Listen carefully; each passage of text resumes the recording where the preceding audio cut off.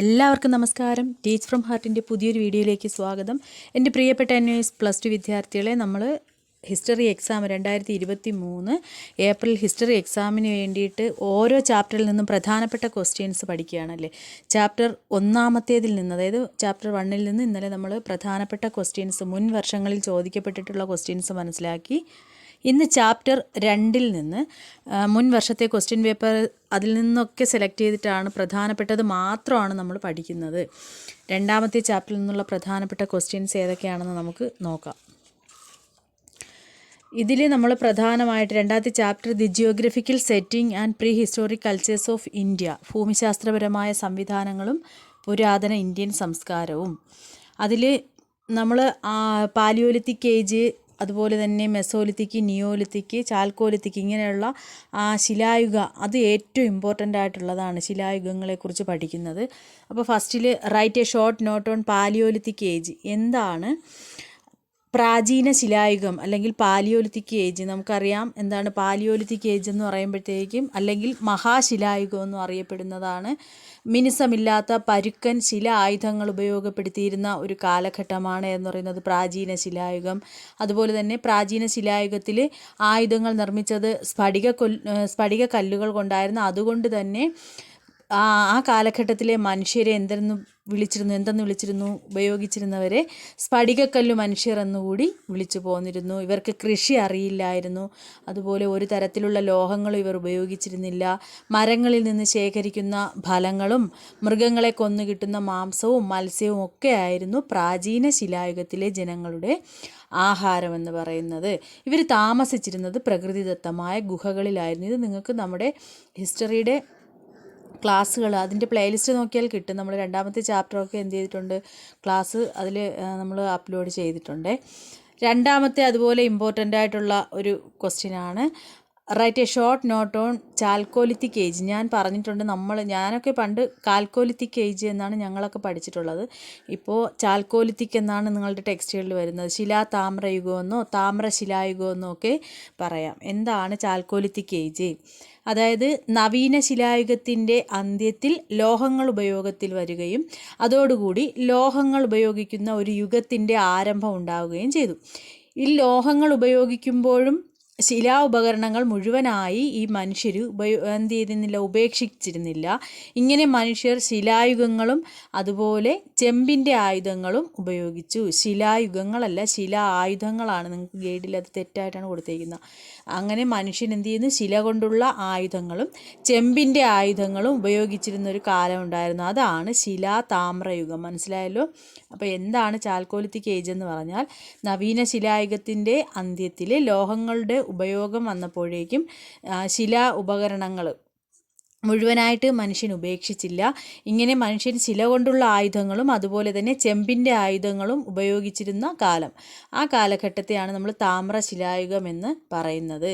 ഇത് തെക്കുകിഴക്കൻ രാജസ്ഥാൻ, പശ്ചിമ മധ്യപ്രദേശ്, അതുപോലെ പശ്ചിമ മഹാരാഷ്ട്ര, ബീഹാർ, ബംഗാൾ, ഇങ്ങനെ ഒരുപാട് പ്രദേശങ്ങളിൽ നിന്നും ഈ സംസ്കാരത്തിൻ്റെ അവശിഷ്ടങ്ങളെല്ലാം കണ്ടെത്തിയിട്ടുണ്ട്.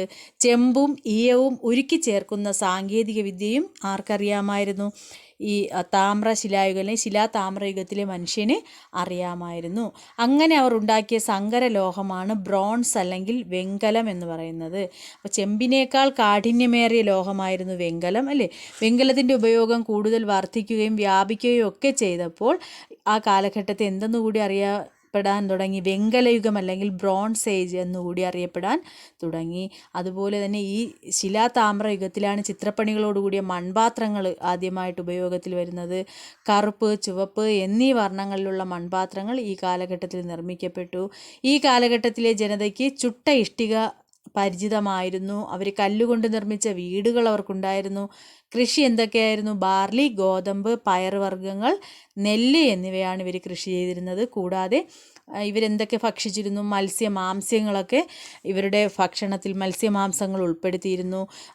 ഈ കാലഘട്ടത്തിലെ മനുഷ്യർ കന്നുകാലികളെ, ആട്, ചെമ്മരിയാട് എന്നീ മൃഗങ്ങളെയൊക്കെ ഇണക്കി വളർത്തി ചിട്ടയായി കൃഷി നടത്താൻ ഇവർക്ക് അറിയില്ലായിരുന്നു. എഴുത്തുവിദ്യ അറിയില്ലായിരുന്നു. അപ്പോൾ ഈ യുഗത്തിൽ ശിശുമരണ നിരക്ക് വളരെ കൂടുതലുമായിരുന്നു. ഇത്രയും പ്രത്യേകതകളാണ് താമ്രയുഗത്തിനുണ്ടായിരുന്നത്.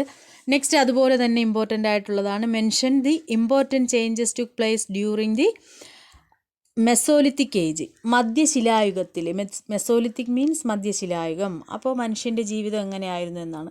മഹാശിലായുഗത്തിനും നവീന ശിലായുഗത്തിനും ഇടയിലുള്ള ഒരു യുഗമാണ് മധ്യശിലായുഗം എന്ന് പറയുന്നത്. ഇതിനെ ഇടക്കാല ശിലായുഗമെന്നും പറയാറുണ്ട്.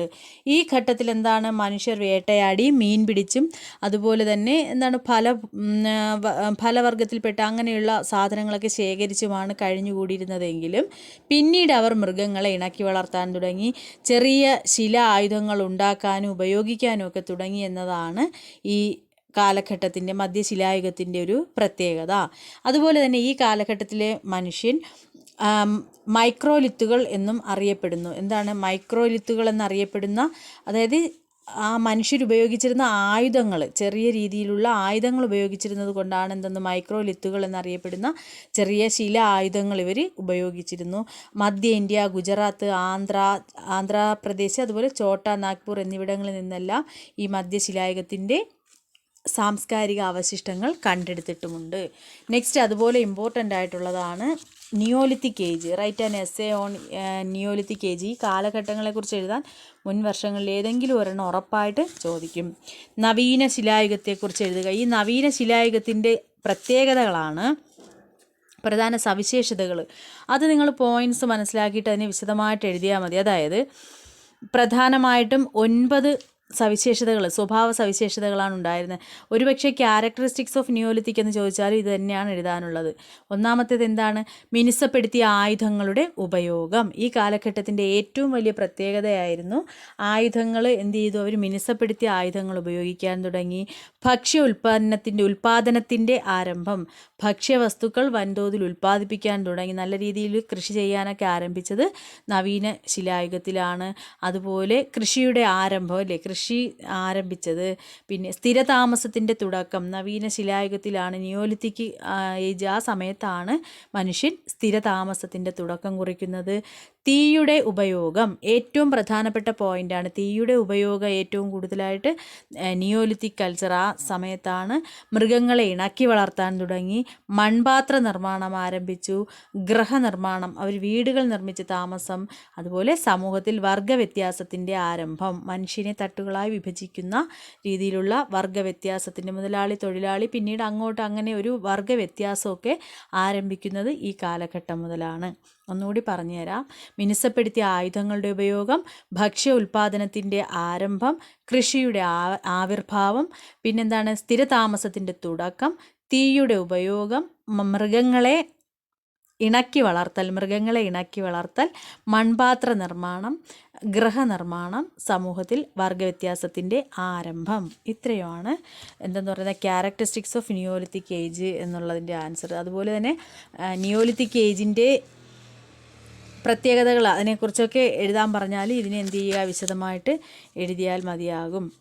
അവർ കൃഷി ചെയ്തിരുന്നത് ഗോതമ്പ്, ബാർലി, തിന, നെല്ല്, ഇങ്ങനെയുള്ള ഒരുപാട് വിളകളാണ് അവർ കൃഷി ചെയ്തിരുന്നത്. ഇങ്ങനെ അതുപോലെ നൂലെടുക്കാനും തുണി നെയ്യാനും ഒക്കെ ഇവർക്ക് അറിയാമായിരുന്നു. ഒരുപാട് മൃഗങ്ങളുടെയും പക്ഷികളുടെയും ഒക്കെ മാംസം ഇവർ ഭക്ഷിച്ചിരുന്നു. ഒരുപാട് സവിശേഷതകൾ ഈ കാലഘട്ടത്തിലെ ജനങ്ങൾക്ക് ഉണ്ടായിരുന്നു.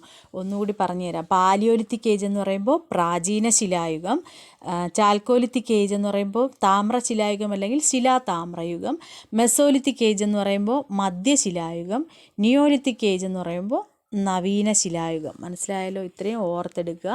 ഇത്രയാണ് രണ്ടാമത്തെ. വേറെയും 3-4 ക്വസ്റ്റ്യൻസൊക്കെ ഉണ്ട്, എന്നാലും ഏറ്റവും ഇമ്പോർട്ടൻ്റ് ആയിട്ടുള്ളത് ഈ ക്വസ്റ്റ്യൻസാണ്. അപ്പോൾ രണ്ടാമത്തെ ചാപ്റ്ററിൽ നിന്നുള്ള ഈ പ്രധാനപ്പെട്ട ക്വസ്റ്റ്യൻസ് നിങ്ങൾ ഇന്ന് തന്നെ എന്ത് ചെയ്യുക, പഠിക്കുക. ഓരോ ദിവസവും നമ്മൾ ഓരോ ചാപ്റ്റർ അപ്ലോഡ് ചെയ്യുന്നതിൻ്റെ കൂട്ടത്തിൽ തന്നെ നിങ്ങളും പഠിച്ചു പോവുക. അപ്പോൾ പിന്നീടത്തേക്കായിട്ട് മാറ്റി വയ്ക്കാതിരിക്കുക. ഓരോ വീഡിയോയിലും ഞാൻ ഇതാണ് പറയുന്നത്. നിങ്ങൾക്ക് വീഡിയോ യൂസ്ഫുൾ ആണെന്ന് തോന്നുകയാണെങ്കിൽ ലൈക്ക് ചെയ്യുക, കമൻറ്റ് ചെയ്യുക. അതുപോലെ തന്നെ സബ്സ്ക്രൈബ് ചെയ്യാതെ കാണുന്നവരുണ്ടെങ്കിൽ നമ്മുടെ ചാനലൊന്ന് സബ്സ്ക്രൈബ് ചെയ്യണേ. അതുപോലെ മറ്റുള്ളവരിലേക്ക് കൂടി ഷെയർ ചെയ്യുക. മറ്റൊരു വീഡിയോ 3-ാമത്തെ ചാപ്റ്ററുമായി നമുക്ക് കാണാം. താങ്ക്